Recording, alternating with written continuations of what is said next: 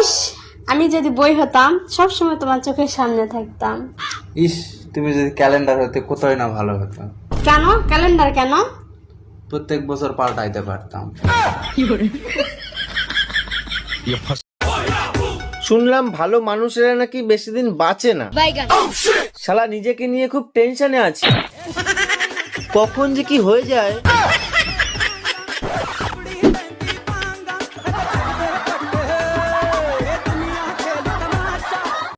আমার সাথে মার্কেটে চলো, বালতি নষ্ট হয়ে গেছে, বালতি কিনে দিবা। আমি পারবো না, এই নাও টাকা, নিজে গিয়ে কিনে নিয়ে এসো। কেন? আমার সাথে মার্কেটে গেলে কি তোমার মান ইজ্জত চলে যাবে নাকি? এর আগের বার ঝাঁটা কিনতে নিয়ে গেছিলি, 10,000 টাকা দামের শাড়ি কিনে নিয়ে এসিস, শালির বিটি। আচ্ছা, বউ কাকে বলে জানো? কাকে বলে?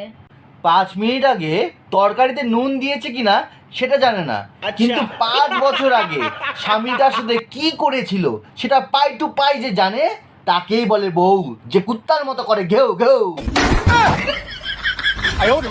টুম্পা ভাবি ফোন দিছে, ফোনটা তুমি রিসিভ করো তো, তা না হলে আমার 1 ঘন্টা সর্বনাশ করে দেবে। হ্যালো ভাবি, ও তো বাসায় ফোন রেখে মার্কেটে গেছে। খুব ভালো হইছে, তোমার সাথে আমার জরুরি কথা আছে। বলেন কি ভাবি, আমার সাথে কি জরুরি কথা? কালকে যে শাড়িটা দিছো না, ওই শাড়িটার সমস্যা আছে, ওই শাড়িটা পাল্টাতে হবে সোনা।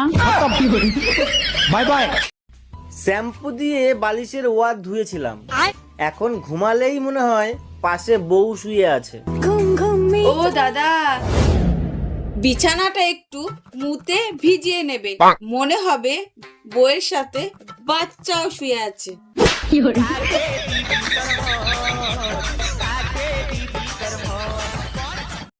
আমার আগে তোর কয়টা বয়ফ্রেন্ড ছিল সত্যি সত্যি করে বল। চুপ আছিস কি লেগে? বলতে বসছি বল। ও মাই গড, চিল্লাইতাছো কে? দেখতাছো না গুনতাছি? হ্যালো শাওন। হ্যাঁ বলো। আজকে তো তোমার আমি বাসায় নাই, আমি আসি না। কেন? ভাবি বাসায়? তোমার তো কোনো ভাই নাই? আমার বউ মানে তোমার ভাবি। তোর সাথে আমার ব্রেকআপ।